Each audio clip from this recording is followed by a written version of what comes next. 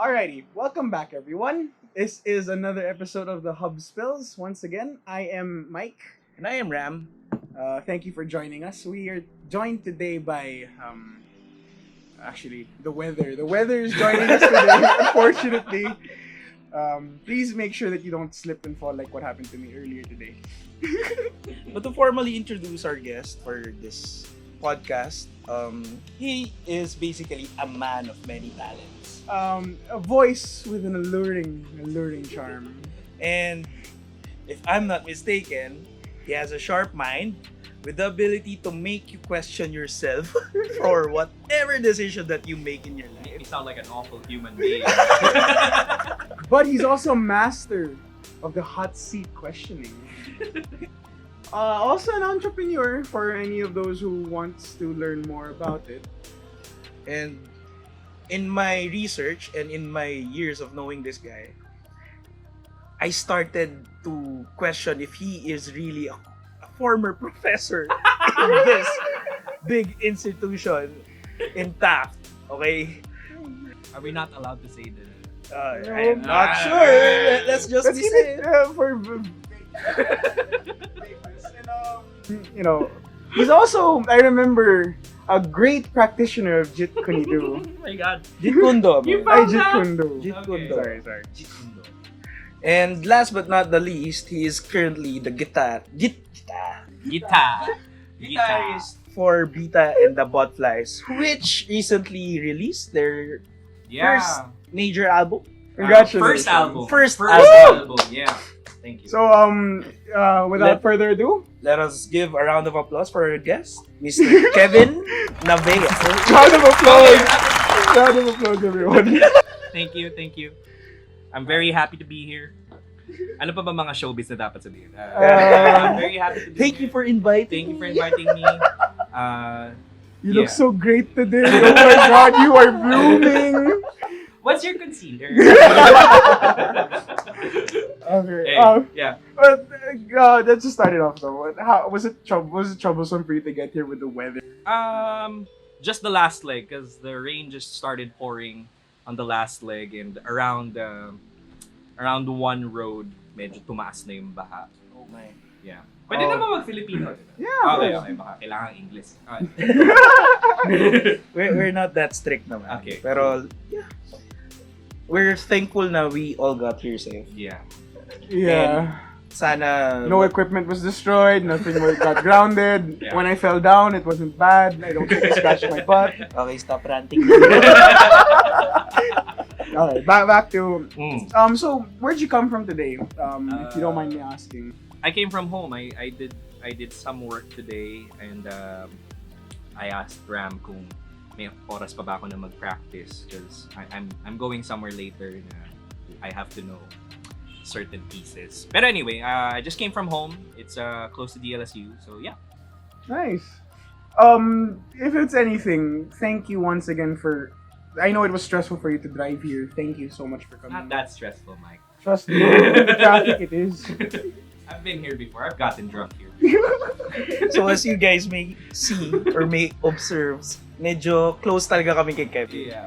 Because we've been friends for how many years now? I think over 8 years. Wow. 9. Almost 10 years. Oh my goodness, ganun nakatagal. Shit. Guys, Hindi ako magaling mag-math. we need new hobbies apart from drinking, guys. So yeah, In ano ba to? Hot seat. Hot seat. And so I remember from way back, we used to jam before. Yeah, we used to. This was around the time na all we had, like, some of us had money, but we decided, hey, we have a guitar, let's beg for our drinking money.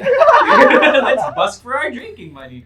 So we went around this great bar, used to be bar, around DLS. yeah. Yeah. Around the area. Yeah. But I still frequent that place. I do. I still go there for the co-working and the coffee. Yeah. So there. Actually, at some point nga, makikita nyo sa yung ginagawa kong VOD na Tropang Kain. You'll see him Yun na yung there. episode. Drop. Yeah. Well, Okay. Just to get your opinion. What do you think of the spill that we did for your intro? Was it good enough, or do we need Was a lot our of facts kind of improvements? right, or we stand to be corrected you at any guys, point? you guys really, pati ba naman yung workout ko, grabe kayo. But yeah, if you think my voice has an alluring charm, then you have low standards. But everything is correct. I believe so. Yeah. And kung may mali man doon, we're welcoming the correction. No, everything's correct. Yeah. Oh God, all the memories are starting to flow in right now. I'm not sure if some we can say on camera. I can barely remember, like, sobrang basag kasi natin pag nakikita natin dati. But yeah, Anyway, kids don't drink. Don't just drink and drive. what do you call that? Yung PT reminder ba? Parental guidance. PG reminder. Yeah. Don't drink. And drive at the same time. Hindi, just Maybe, don't drink at all. Well, in my head, only drink if it's a good occasion. And if every day is an occasion, then drink properly and responsibly. You know, I'd like to say that every day is a good day with good friends. It's a proper occasion. This message has been brought to you by... Borealis Cups. Yeah! Oh wow, okay. Oh, that's so cool. You guys, You guys. Anyway, yeah. Shameless plug. Well, considering na you're now a part of a band, Mhm. a rising band to be precise, would you be able to tell us how or when did you start getting into the industry? Like, saan mo na-realize na, oh shit, nakikita ko future ko, nagigitara ako para sa banda? That's a tough question. See, the band started before I joined. So I just joined them 2016, if memory serves. And ever since then, I don't know, man. Kung kailan ko nasimula mag-decide na, or naisip na Kasi ba- tumugtog for like a lot of people. Yeah. I don't know. It just happened. Kasi Okay. initially, when they invited me to join, akala ko, Parang one time stint lang. to be honest, I didn't even think they were serious at the time. Okay. Kasi they were, kasi we just bumped into each other eh. Like, Sophie's an old friend. We bumped into each other and then na-introduce ako dun sa ibang band members after that. And I went there dun sa jam session thinking that it was just a jam session. So all I had, Apparently. all I had was my old guitar from high school pa. Your vast knowledge. Sorry.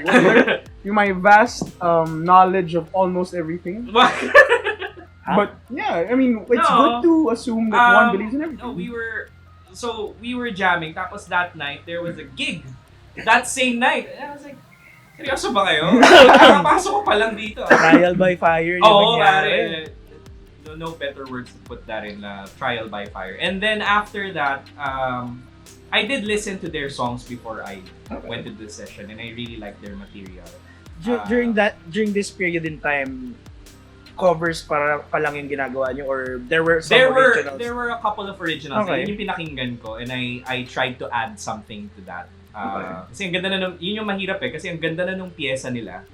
But so I had to find something that would, try to contribute to that, which was very difficult.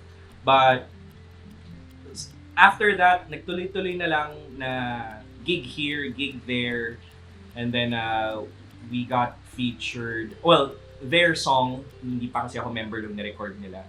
Their song, Tagu-Taguan, got featured on Monster RX. And everything just spilled from there. Nag-productions kami. Tapos tuloy-tuloy na. Yeah. Wala ka pa pala nung Tagu-Taguan. Sino yung gumawa nung parang demonyo na sound doon? What? And then, Or was that that's a different song. Yung oo nga. Sabi ko nga. Sikat Ka Iha ata. Yeah. yung Sorry. Napag-mix up. But yeah, Tagu-Taguan, that was just them. Tapos sumali ako after that. So, from Sisikat Ka Iha onwards. Nandun ka na. Kasali Okay. na ako dun sa band. So from serial entrepreneur to a professor to back to entrepreneur. I now like to I like how musician. you said serial entrepreneur because sunod-sunod ako ng failure eh. What is failure to a learning experience? You know? Exactly. Yeah. Negative results are still results. Yeah. So, yeah. It's like there's no negative media. Yeah. Oh yeah. There's no bad press. Yun, sorry. Supposedly. Negative media. I don't know. I think there is. But anyway. Go on. Anyway, I have a random, Yeah. kind of tough question for you, just since we're in line with music right now. Sure. You've heard of the term mainstream music Mhm. for quite some time. It's been there for many years. Mhm. You hear it over the radio, you hear it on TV as well, or most platforms. What is mainstream music to you, and does it still exist, or is there anything is there anything that is considered as mainstream currently? I think mainstream is defined mainly by audience. It's the breadth or yung lawak ng audience na nakukuha ng particular song. So, I do believe that it exists. I don't think that it's something that musicians should fight against. I also, at the same time, I don't think it's something that an artist should aspire to specifically that goal. parang gagawa lang ako ng music para maging mainstream Oo. tayo. I mean, there are ways to do that, definitely. Kaya lang, Prime example, siguro, I would say XP. I don't know, I like their music. I like their music. Yes, naging mainstream sila. Yeah. And And I think that's, they got the formula right eh. I don't know if they tried the formula. Yun kasi, hindi ko masasabi that was their intent. But it worked. Whatever it is that they did, it worked. It got them a massive audience. Mhm. Diba? So, yes, mainstream exists. Yun yung question nyo. But I don't think that it's something, again, na yun lang yung goal mo. Because I think whenever you release anything, be it a painting, a video, or like this one, Yeah. the goal shouldn't just be a massive audience. Yeah. Kailangan may sasabihin ka dun sa massive audience mo. Hindi yung puro boka lang, no? Yeah. You did mention that it's predefined by your audience, right? Mhm. So what mainstream is here, or for your group of friends, or perhaps your target market, could be what mainstream is different for others. Exactly. There is, for example, in terms of kahit class distinction, the mainstream for someone in the upper middle class to the upper class is very different from the mainstream of the middle class to Lower class. for lack of a better term, lower class. So, kasi iba yung sources din nila eh, Mhm. right? So, Iba rin yung external environment na Exactly. kinalakan nila. Exactly. Even the language around them contributes to what they would find appealing. Diba? So yeah. Interesting, because normally whenever we used to see it, it's always defined by whatever is on the charts. If it's within the top 40 bracket, that's considered as mainstream. If you're not in the top 40 bracket, usually it's not mainstream. You're considered either underground or Hippie music. yeah. But you can be a bit more specific. Top 40 where? Is it Billboard? Usually billboards. Billboard. yes. Kaya lang, what about local? Kasi ibang-iba ang mainstream dito sa local, di ba? Or what about yung kapag genre specific naman? Iba pa yun. Genre specific stuff. I think every musician or everyone who releases something, magkakaroon siya ng audience. Paramihan lang talaga. Mhm. At a specific time and the specific place and specific genre. So yun. Hook, line, and sinker. You just have to time it right, no? Time it right And probably add to some magic. to the correct audience. Yeah. Pero I really do think that whenever you release, lalo na with the internet age, you can release anything and someone out there will listen. You'll find it eventually. Oh. So, in line with that kind of reasoning, Mm. with your recent release of your album, would you say na you catered to possibly to your specific audience, or did you make changes so that it could reach a wider market? That's an kumbaga? interesting Kasi question. listening to your songs in the album, parang from one genre, you jump to a different genre kagad. Lalo na yung comparing tracks lang with your track on Peklat, which is medyo dark talaga yung aura na naririnig mo doon. Aura. Then, with the, tumilapon pulutin, bigla kayong parang naging kundiman-ish yung vibe eh.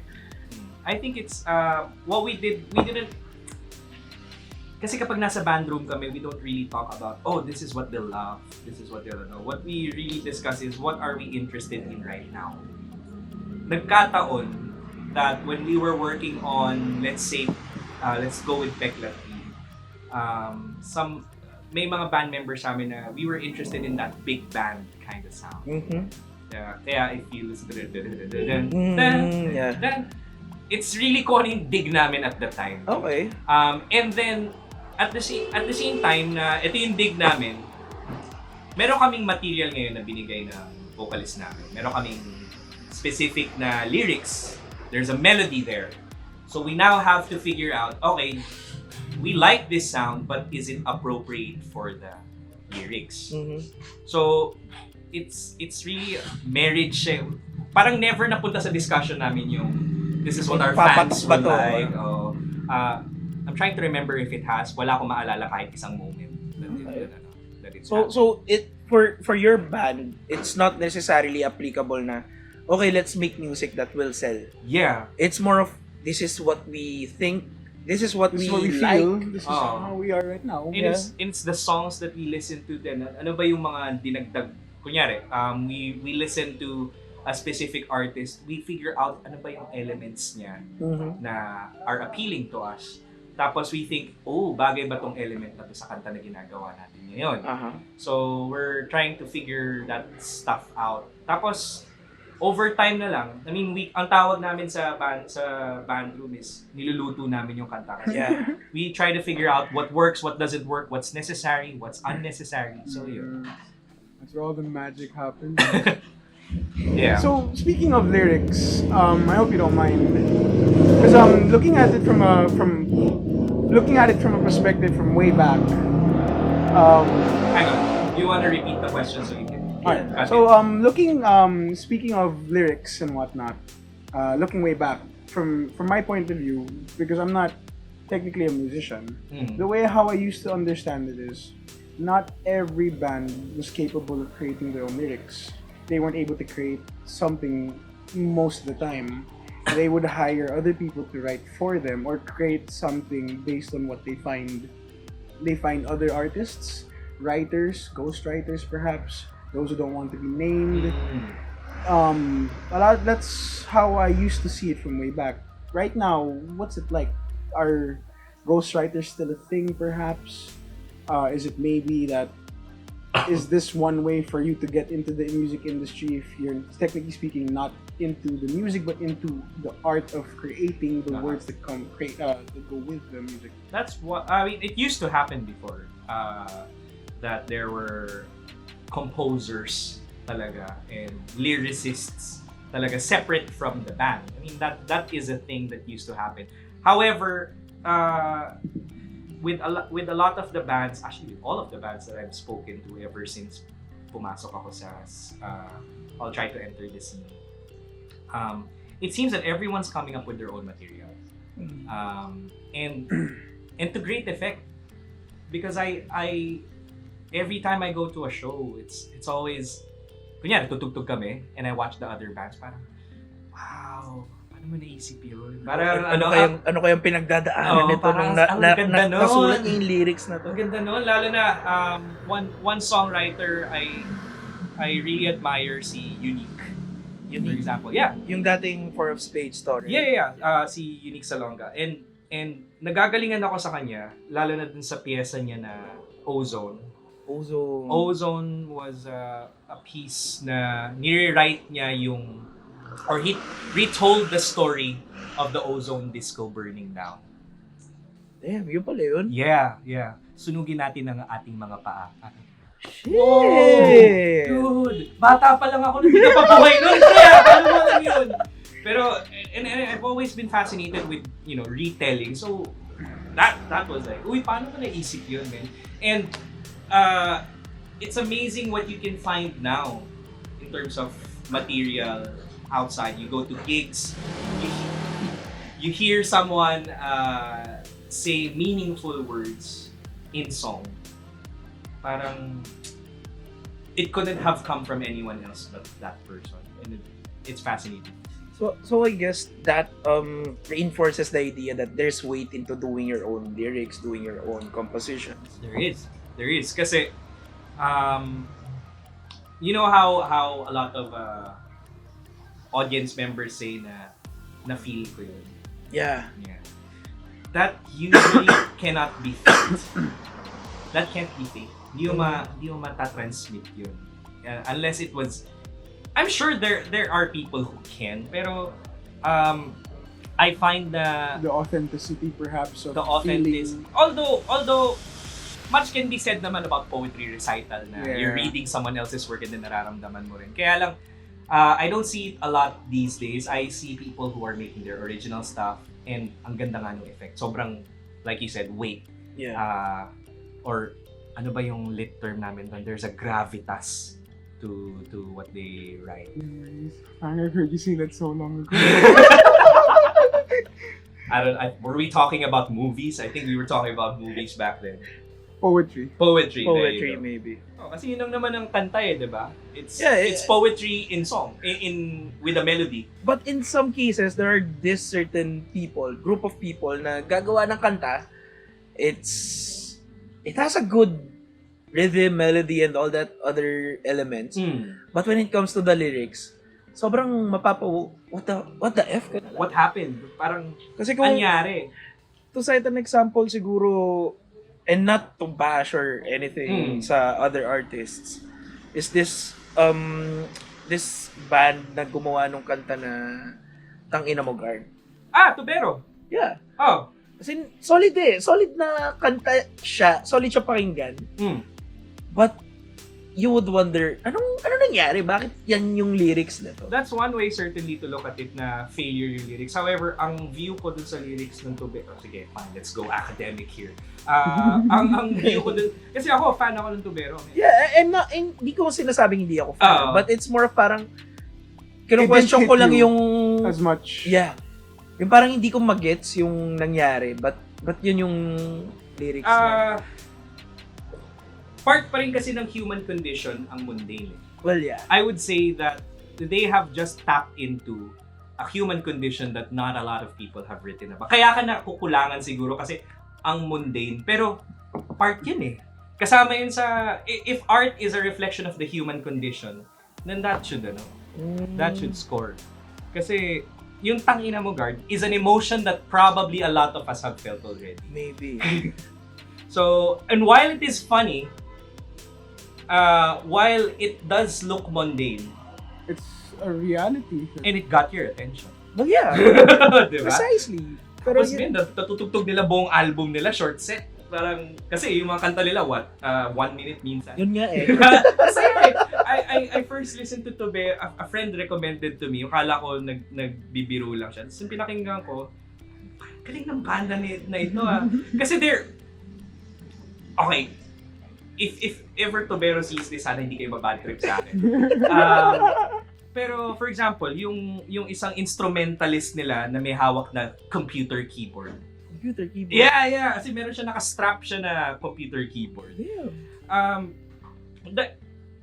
It's commenting on the idea of performance, of Okay. live performance. And hindi na tayo dapat stranger to that kind of absurdity. Yeah. Diba? Ay kasi you have writers like Franz Kafka na nagsulat about the absurd. Why can't they write or perform the absurd? So and kita mo naman obviously yung mga roots nila nasa metal talaga. Yeah. And why not? I mean, I don't see it as parang nagkulang. I think That's a flavor that they have Oo, enhanced. Or pwede rin siguro nating sabihin na it's one of those instances na kung hindi namin nakuha yung kilig ng utak mo, pero marami kaming ibang nakuhaan ng kilig. So that we're gonna bring back the concept na if it's not mainstream and I don't it know, didn't attack you as a as an audience. Oh. So I guess parang ganun lang yun Ah. na some artists, some musicians are capable of creating music that hits or Yeah. clicks on majority of the audience, and there are some tracks or some projects that just don't. I don't know. I will bet you that anyone na makarinig ng, let's say, yung tangina mo, guard, mag-enjoy eh. Well, Kasi nag-enjoy ako, Exactly. pero the thing is, parang looking at it on a deeper sense siguro, parang I'm questioning myself na, ano kayang naisip nito? Pero, I don't know, I think it worked. That brevity, yung brevity ng tangina mo, guard. Yeah. Gumana siya. It got your attention. It got a lot of people's attention. And effective naman. I love that song. Dig ko talaga yung banda na yun. Pang-workout music yun. Yung, Seryoso ba? Oo, bro. Sobrang ano nun. Hindi ka titigil mag-jogging kapag sila yung pinapakinggan mo. Well, to those watching right now, we will be letting you guys hear a short clip of it and how it sounds. Hope you What, Tubero? Yeah. Yeah! Alright, we'll be Editor, cue in. Shwang! Alright, we'll take a quick break, guys, and we'll be back right after. Guard.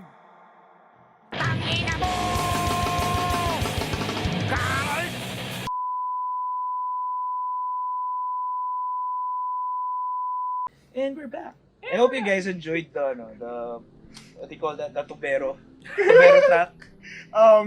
For those who haven't heard it before, this is the music that you can find around the local gig scene, especially those who's never ventured towards what music is here in the Philippines as well. Yeah, man. 200 door charge. Can't get a better deal than that. Oh. It usually sometimes comes with a beer or two. Yeah, it does. It does. Oh.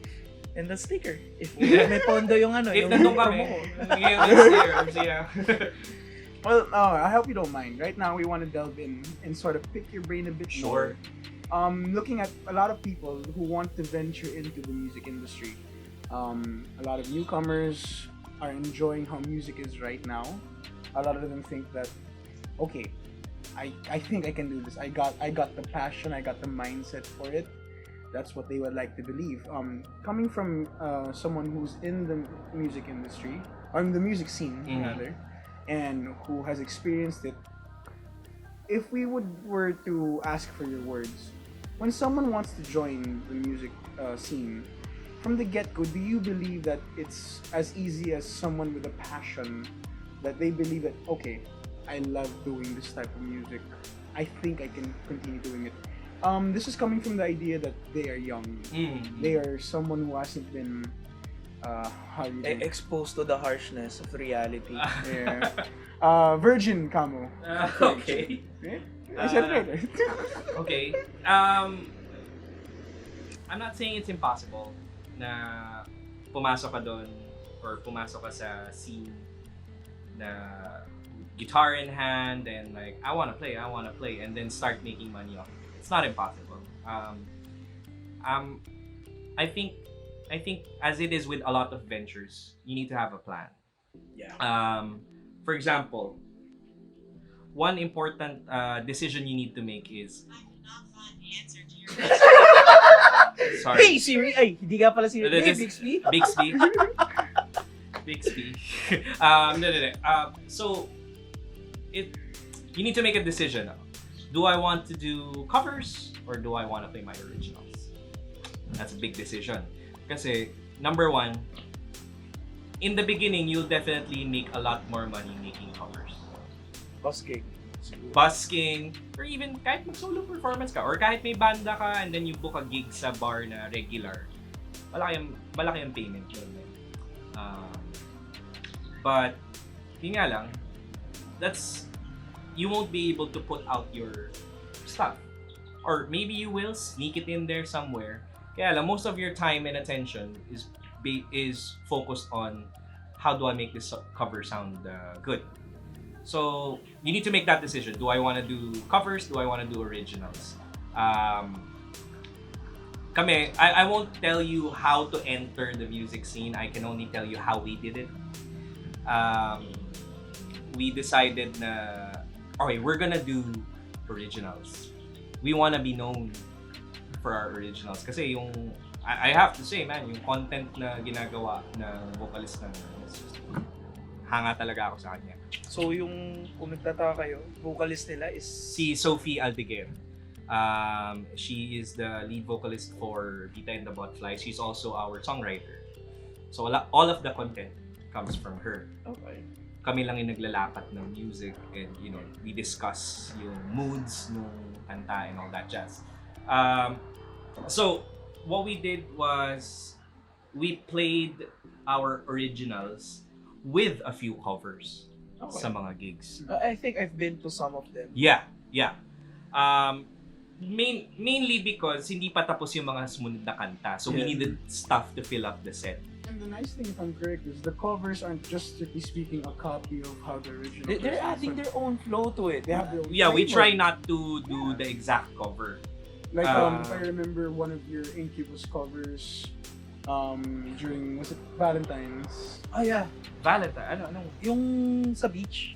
Nag-incubus kami nun. Parang hindi ko maalala. Yeah, I kind of remember. It was vaguely seductive. No. I think it's no, not that's not Incubus, eh. that's not Incubus. We did the Jack White. Yeah. Oh, sorry. Seven Nation Army. That's the one White of the Stripes. It was so sick. Thank you. Kudos. Check out Valentine's. It's a good day to be in the Philippines. Earthquake happens in most hotels. Raul. But, yeah. As you were saying, sorry. Yeah, so we do our own versions of covers kasi we know what we want stuff. I mean, we love the original. Kaya lang we believe that an artist should contribute something to the song. And sometimes it's not nangyayari naman that it's not received well.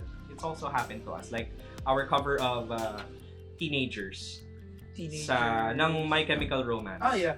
We added our own spin to it. Some people liked it, some people didn't like it, but it happens. I mean, You can't please everyone. I mean, we weren't trying to be Gerard Way kasi pare. I mean, hello. Ibang level na sila. But superhuman na yung mga yun, man. I think yung Exactly. yung natripan nilang gawin is to like showcase that this song can also be interpreted in this certain way. There you go. We treat covers as interpretations. Yun yung exact na mindset namin. So, kung gagawa kami ng cover, trust that we will do something to it. Okay.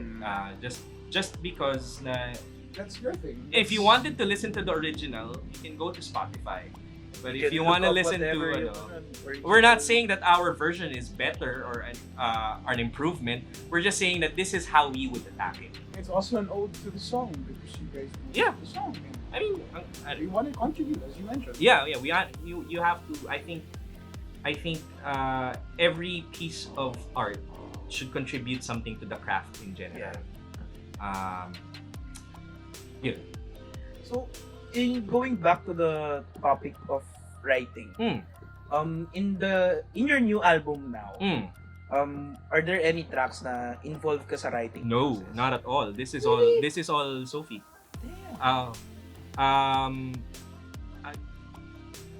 Kasi kapag nakikita ko yung lyrics, I mean, you guys know me. Kapag nakita ako ng pyesa that someone showed to me, meron ako kagad criticism. Yeah. Like, okay, what does this refer to? Yung mga ganong comments or the metaphor is weak, blah blah blah.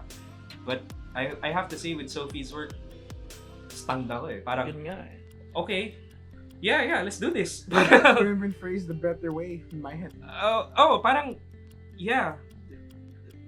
There's one lyric that I really enjoy of hers. Pinilit pulutin upang sana'y puluputin sa aking isipan na tunay nga ang pag-asa na dala ng kislap ng iyong mga mata. Okay, I can't do any better than that. Man, okay, this is it. Gawa natin to ng melody. Hindi natin to pwedeng tanggalin. Parang gano'n. Okay, pre. What did you say? Sorry. Let me try. Kasi lang kapag tinranslate mo, Mawawala mawawala yung word. yung I will try to figure it out if I can. but it sounded beautiful. Sobrang Okay, ganda okay. niya. Let's go for Sounded something in beautiful, English. Annie and Ricky were dependent on each other, injecting on the other, looking out for Annie and Ricky. Parang that's it. That's just sad reality. It is. It is. Yun naman yung point eh. We're not trying to beautify. We're trying to show na ito Show yun. whatever reality you guys Oh are man, experiencing. it happens. Drug dependency is a thing. Dependency on the partner coupled with dependency on drugs, that's a real thing that happens. So yeah, I don't have a hand in writing. All I have a hand in is yung guitar ko. That's it. The music making process. Yun lang. But as someone with the literature background, Mhm. are you looking, or not really looking, but are you open to the idea that at some point in time, or probably in your next album, Mhm. you'd write some pieces for the band? Uh, And would you think that edge na, uy, may literature background ako, that's an advantage for you? Or? Hashtag real talk, hindi ko kayang tapatan, men. Yung mga Really? Yeah. I mean, this is not for lack of trying. I've tried. It's just, she's able to say the words na writing is all about selecting and combining words, right? She figures out the best way to combine the words na hindi ko na, okay, yeah, okay, gitara na lang, man. Parang hanggang doon na lang ako. So, yun, that's it. I don't think I will. I mean, if I do, mahahalata niyo siguro sa album. Probably. Yeah, mahahalata niyo sa I mean, album. based from our experience, although times have changed. For someone who wants to enter the music scene and they do love to write, they believe that their words are great. Is it hard for them to realize that they have to expect a lot of criticism with the way they write the lyrics? Dude, with any art form, expect and welcome criticism. Pero of course, filter mo rin which opinions, Which are toxic, which are cancerous. kasi there are opinions, like listen to the opinions of the people na ina-admire mo sa music. Kasi yun yung gusto mong ma-achieve na na path. aesthetic, the path. So I believe that if you reject all criticism, may problema ka mo. Kasi you're just looking at your own thing, on your own project, in one perspective eh. You don't consider na, uy, yung ganito pala tingin ng tao sa... Parang wag mo na i-perform. Kung ang goal mo lang naman is to appease yourself. Appease yourself. I mean, if you're not open to criticism, you're shutting down a huge potential resource for growth. Yeah. Diba? Sometimes pag yung tenses mo, kunyari sa writing, yung tenses mo sablay, tas ayaw pa makinig sa criticism. I heard this one. I won't say which band, pero everything will gonna be alright. Parang, oh, man. Okay. Pero hindi ko naman sinasabi na closed sila sa criticism. I'm saying, if it worked for them. but if they had asked for criticism right before releasing, before recording, that could have been avoided. Diba? So, and that's the most basic na example I can give. So, yeah. Yes, if someone wants to enter the music scene, be open and listen to criticism, because yun yung point of evolution mo eh. That's where you can change. Parang, and not just with words, pare in terms of melody as well. Parang, if someone can pitch you a nicer melody or a musical theme, Hear it out. oo, kasi baka mamaya, yun pala. Yung pala yung sablay mo. Yun pala, hindi lang sablay, yun pala yung kulang na And malaki who yung knows, dagdag. The person that you heard from could one day make music with you. Oh, exactly. And Exactly. a new art form has been created. Yeah. So, yeah, criticism is a valuable resource, I believe. I hope you don't mind. You did mention this is a pathway for growth. For anyone who's new, it's hard to realize just from the mere words of other people when they say that stepping into any new industry is harsh. You have to learn how it is. For anyone new, if you could give any words to them, do you believe that when they step in, it's gonna be a dog eat dog world from the get go. Or is it gonna be one of those smooth sailing travel? What do we go? Smooth sailing. Let's face it, some are just really lucky, but it does happen. I would say neither. You gave me the two extremes. Yeah. Personally, I like to believe that it's not a dog eat dog world. Personally, I always like to think the best intentions of people. So when someone gives a criticism or whatever, I always think na okay, may intent siya na mabuti. At the same time, I'm not an idiot. Okay. You can filter out which are criticisms. Exactly. Which are valuable criticisms. And which are just pure cancel. Iba yung criticism sa insult. Yeah. Malaki yung difference nun. But I wouldn't say na dog eat dog siya. However, I would say na prepare yourself to protect yourself. There will be, I'm sure there will be, thankfully, we haven't experienced this. I'm sure there will be people na titikit sa'yo for clout's sake. Thankfully, this hasn't happened to Bita. But I'm sure that it's a possibility. But it's a reality currently. Oh, but it's not prominent. It's not one of those things that you should lose sleep over. Kasi if yung pyesa mo naman maganda, if yung work mo naman is good and you're performing it well, you're communicating it well, that I can curse, right? Yeah, of course. Well, kanina pa natin sinasabi that load of dog shit shouldn't matter to you na, diba? Kasi important yung work mo sa'yo eh. So that dog eat dog thing, that smooth sailing thing, it's somewhere in the middle. Mahirap siya. Like, it's sailing, but there will be waves. There will be choppy waters. Parang ganun. So, in line with that, is it easy to sustain yourself when you're new in the scene, in the industry? Or is it really possible? I mean, not really possible, but is it? Sige, is it possible na lang? Is it possible for you to be able to fund yourself just through music? Music, like completely music. Yeah. Or do you have another opinion? There are some people who are able to do it, and hanga ako sa kanila. Personally, I can't.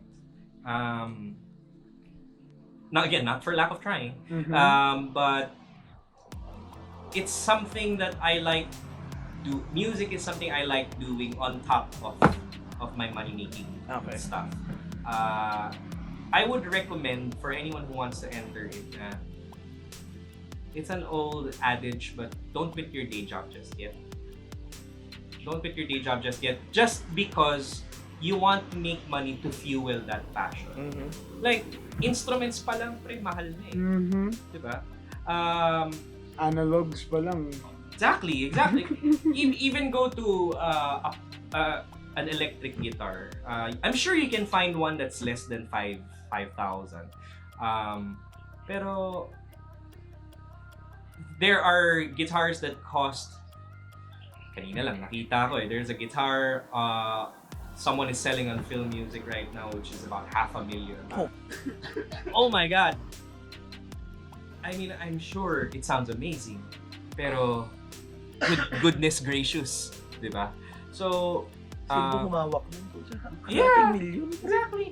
But I'm not discounting the fact na worth it yun. Kasi pare, there are Gibson historic historic guitars. There are Fender historical Fender American vintage guitars, and that's a real thing. Okay, so instruments pa lang.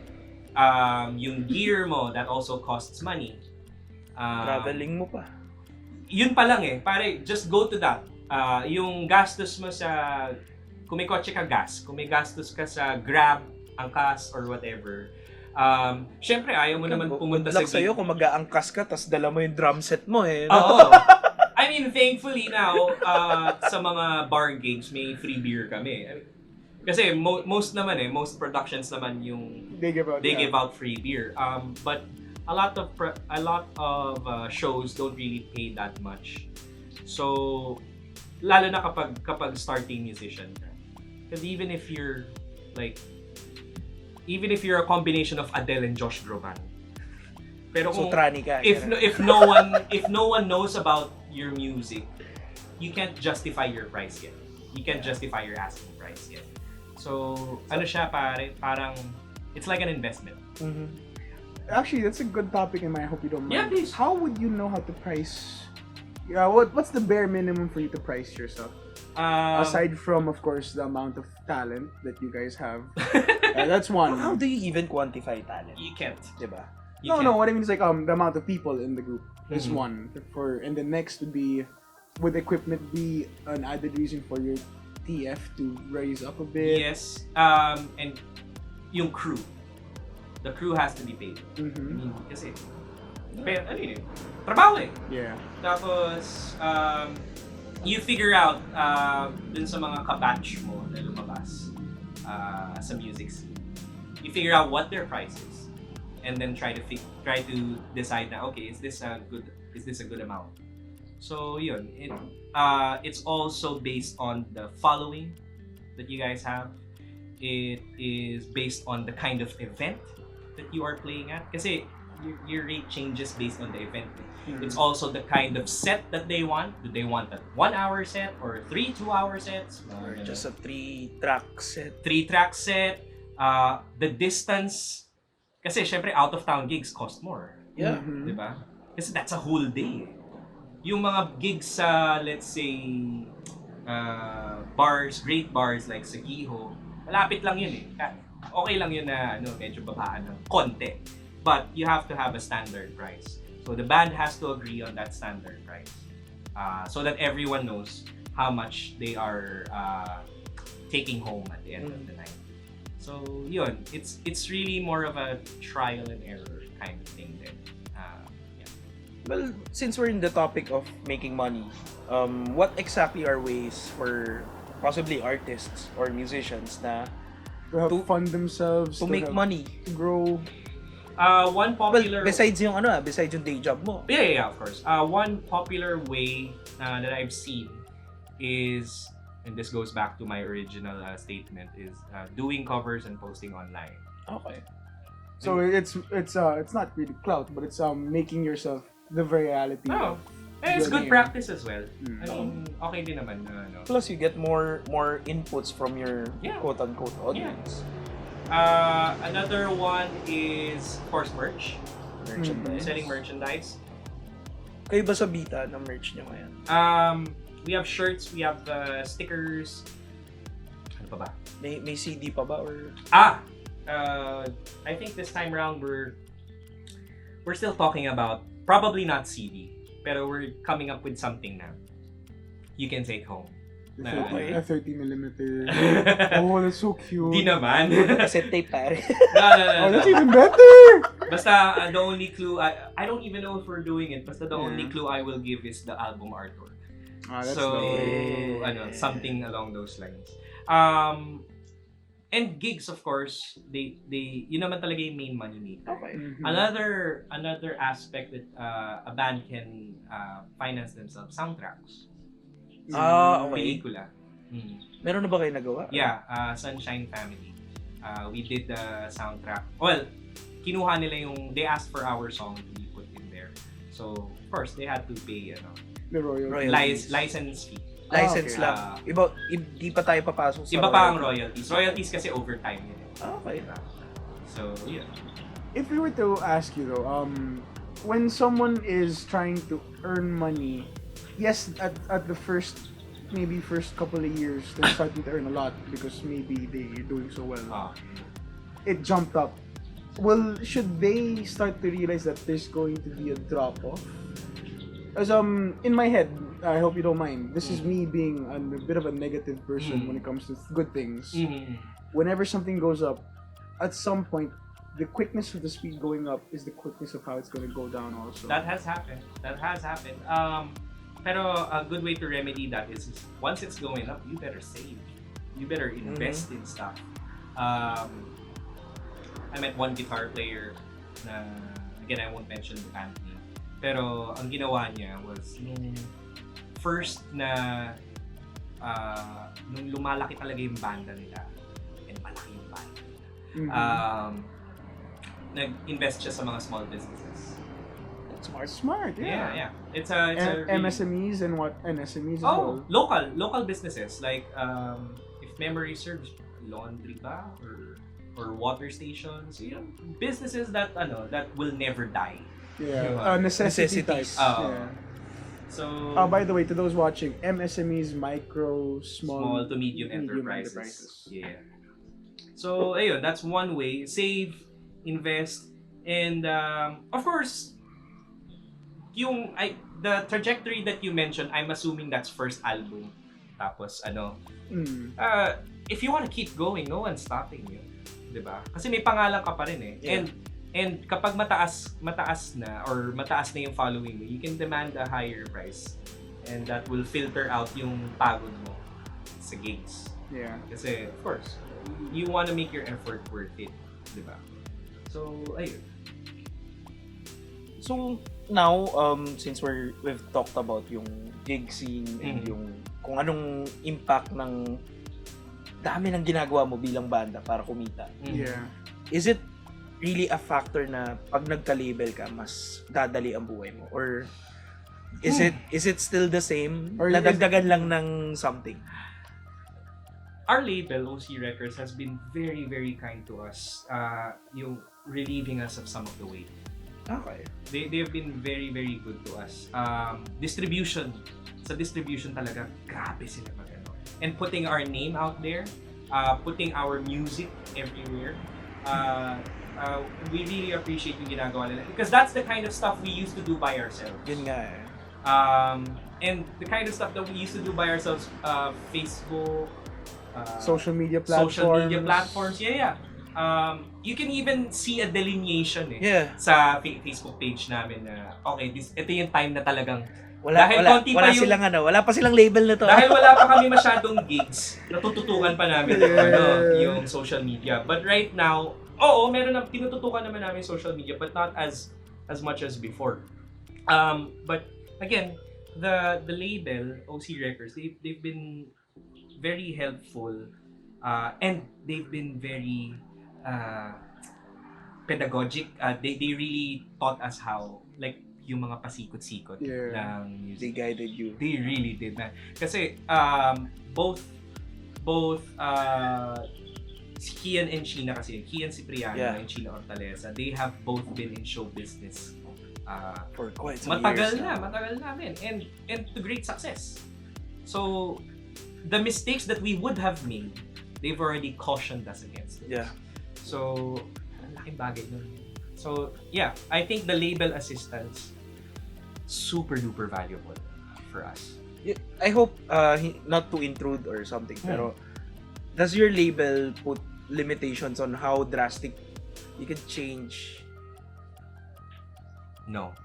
Dress-wise? No. Tsura-wise? They want you to be you. That was the reason why we decided to sign with them. Okay. Kasi they have promised us, and they are following through with this promise, na artist friendly sila. They will not meddle with the creative process. Okay. So, yun. Ang usapan lang talaga namin is yung mga pasikot-sikot ng industriya. Okay. Kumbaga, yes, they provide us, again, like I said, na open to criticism, di ba? Yes. They provide us criticism, pero they don't push it. Oh. They don't shove it in your face. Type of thing. Kasi they believe, the reason they signed us is because naniniwala sila dun sa namin, creativity. And in turn, we believe in their know-how. We believe in them as people also. So yeah. Did they find you or did you find them? They found us. They found us through our former manager, si Chris. He told us na yun nga, label is interested. Oh my gosh, I remember this scene. Nasa parking lot kami ng San Diego. Tapos na yung set. Pero kasi the entire time, that day, sabi ni Chris, may sasabihin ako sa inyo, pero after the set na, para hindi kayo mangarag. Yeah. I don't think he calculated na mas nakakangarag yung pare ano ba? I mean, are we being sued? Ano ba nangyayari? So, ayun, and he told us, and we were like, what? Someone what? Really? Are they sure? Baka na wrong click lang. Bita and the Botflies ha, hindi Bita and the Jobflies. Diba? Parang, oh my gosh. So, yeah, after that, we decided to sit down with sila Kian. Okay. And that was parang smooth sailing na from there. So, yeah. For anyone who's new in the Hmm. industry, do you think that they should jump into finding a label immediately, or do you think that they should I think figure out the waters? What do you- I think and not to cut you off, pero I think it's more of a fact na applying what Kevin said. You have to do something for you to be noticed. Kasi as mentioned by Kevin, he got, Kami yung hinanap. Yeah. di ba? Because isn't it possible that you can go towards the label? It is. I mean, it's definitely possible. It's Kaya still lang, another procedure on how to do it. kaya lang, without the following, there's... Ano ka lang nila? Aanin ka nila. I mean, of course, there are the exceptional ones na talagang first listen pa lang, okay, I'm signing this. Pero, Justin Bieber, Usher. Wow. diba? Oh, groomed yun eh. Diba? But, I think it's also important for you as an individual or you as a group na banda na lumabas muna and see it for yourself. Kasi, if you enter it na may label kagad, may filter kagad. Yeah. You won't be able to see it as is. You won't be able to see, okay, this is what I need help with. I need help with marketing. I need help with, I need a road manager. Yung mga ganun. So, I do believe na try it out for yourself first. And, When you realize this is what you need. And by the time that you realize what you need, if you are doing it consistently and you're doing it well, you're bound to be noticed. Okay. Diba? Lalo na if you're strategic with your gigs. When I say strategic is you pick which ones would have the would possibility benefit you the most. uy, dito sa gig na to, may chance na may makakita sa atin. Exactly. It's not just Not just the, debo gig yan. And not just that. Strategic yung pagiging strategic sa releases din. Yeah. Where ano bang target market ng music mo? Usually the target market happens after matapos mo na yung kanta. At least that's how we do it. Na parang, oh, okay, so this is what we have. Who would like this? Instead of this is we have this nothing. This is what we want to touch. And let's want make something to, for that. Yeah. We don't wanna touch. Yun nga, kaya nag-pause ako bigla eh. Very bad, very bad. So yun. Yeah. So ano yun, kumbaga parang the label really provided the back-end support kumbaga for them. Yes. So, Which was the stuff we were doing back then, they are able to do much better and at a much larger scale. So yeah. So that's how to scale up as in a business side. That's how to scale up as a musician. Take note, that's one way to do it. that's one way. There are artists, huge artists na walang Solo. label. Hanggang ngayon. Oo. But they're doing so well. So yung method namin could apply to some people. So to those who are watching who are new and interested, please remember, know first what you guys want from according to Kevin. Decide what you want. Your plan, Yeah. what type of music. There's a lot of things that you have to figure out. But feel free to jump in and Jump in, experience whatever you can experience. Learn from the experience. Then tsaka men, even without the mindset of thinking I'm gonna make a lot of money out of this or I'm gonna get a huge audience, when you get on stage, masaya siya eh. I mean, Actually. dapat yun lang eh. I mean, one reason why I love watching bands is because nakikita ko, saya nila. Yeah. So, parang, Iba yung aura nila pag nandun sila sa stage. now I could sit there and think, mataas yung treble masyado nung isang Sobrang or, technical no? or sobrang ma-mids yung timpla niya. usually sa start yun before you actually start your set. Oh, soundcheck. Yeah. I mean, pero when you see them having fun, when you see the artists on stage having fun, you forget everything. Parang, Madadala ka nila kumbaga eh. oo pare, kung audience ka and it's a great band, mararamdaman mo nakabanda ka nila. Yeah. Like, one of the best shows na natugtugan namin, for me at least, I don't know if the guys at the band will agree, yung sa Beach House. That Beach House gig, I man. was there. You was there. Yeah, you both were there. Pare, that Beach House gig, the first of and only of its kind, everyone was not a lot of people knew the songs. Okay lang yun. Because we don't But everyone expect... jive to it. Nagja-jive. Parang, yeah! And every artist got that same level of reception that night. Diba? Kasi, maraming line-up, mahaba yung line-up namin ng gabi na yun eh. Pero yung mga artists na andun, even my cousin, si Gold, Yeah. pare, jive na jive yung mga tao sa kanya. Another band, si Jex Benedict. Woo! Sila Jigs. I remember Tsaka the sila, stickers. Kian Trinity. Yung trio ni pare. Everyone was jiving. Now, he was playing Hendrix. Not a lot of people in that audience knew yung mga kanta ni Hendrix na tinutugtog nila. Shame on you, by the way. Pero everyone was jiving. Like, everyone was in agreement that there was something special going on, right? Yeah. That this is a moment that will not happen anywhere else. Kaya, if it's a good band, you will feel like kabanda mo sila for the set. So, yeah. So that's the camaraderie you will find, the feeling of Yeah. it's ecstasy. If you go to gigs, pare, you'll see that a lot of the people in the audience know each other. Kasi gumagano sila, sabay-sabay sila eh. Parang, nag-mosh pit tayo dito sa kasal, pare.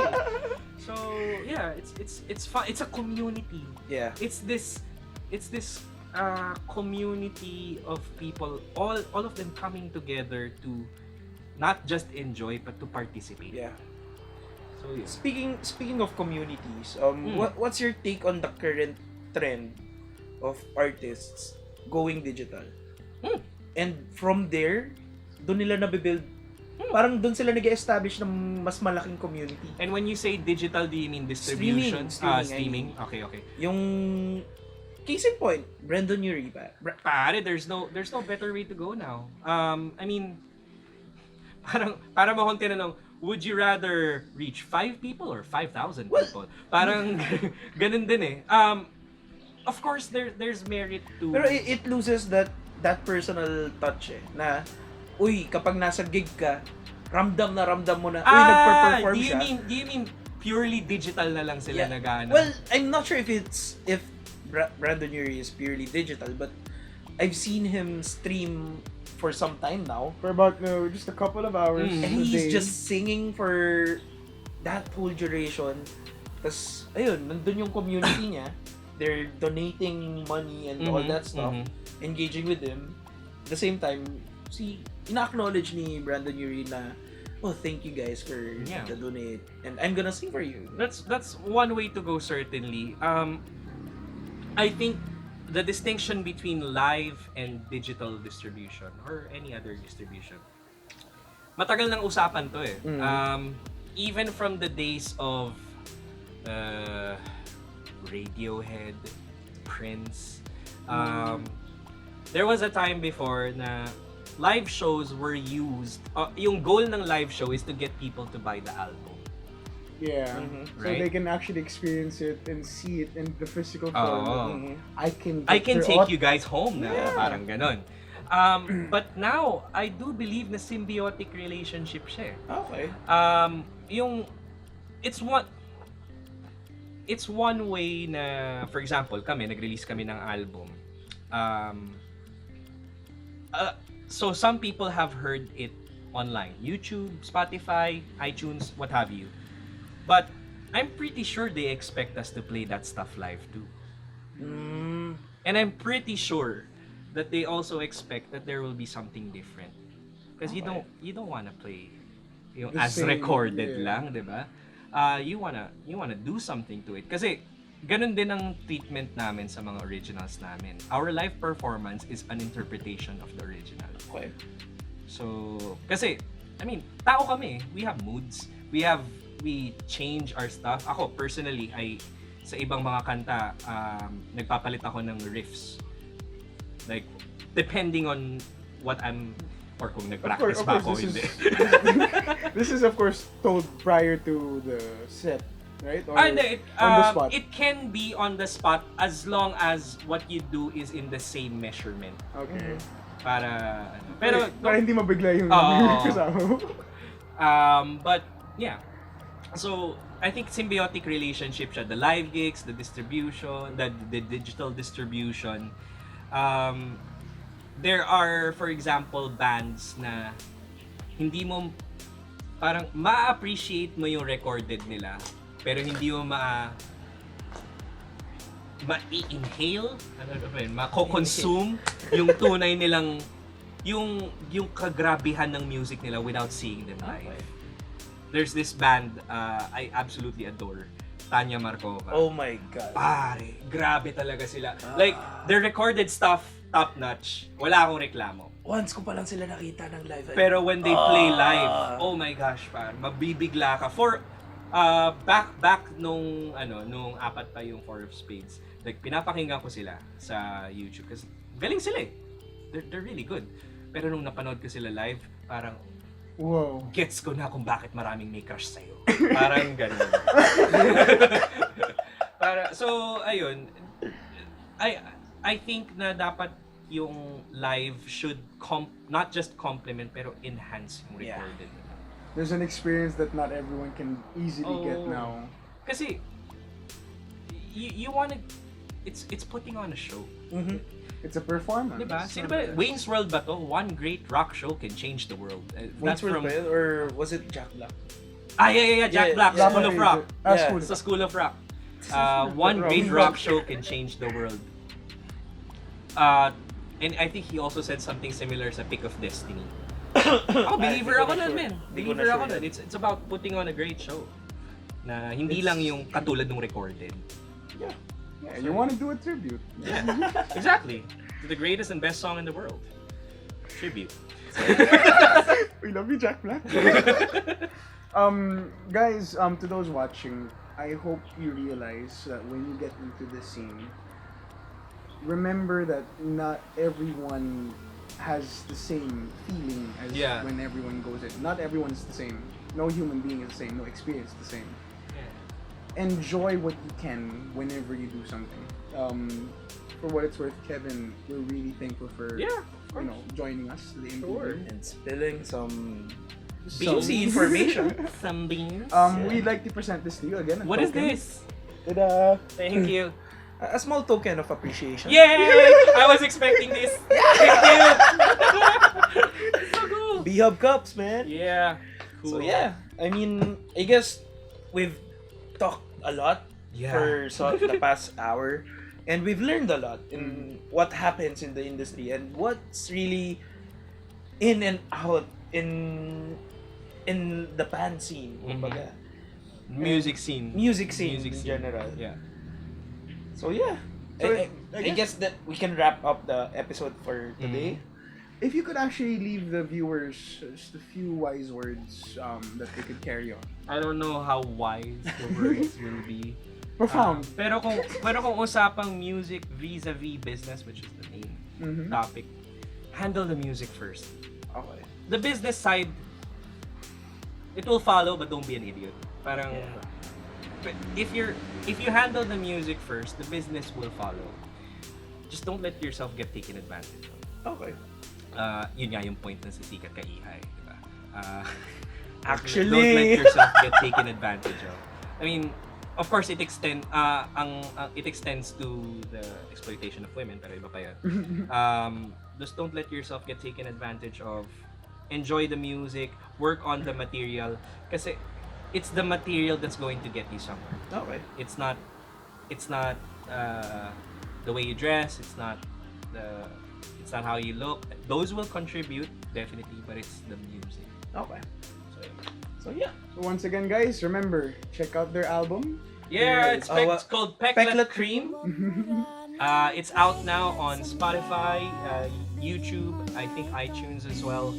And I don't know when you guys are airing this, but we're launching our album on the 23rd. But you can listen to the album now if you want. Once again, guys, this is the Hub Spills. Kevin, thank you for joining. This is Mike. And I'm Ram. I'm Kevin. Ciao, guys. Have a great night. Bye-bye.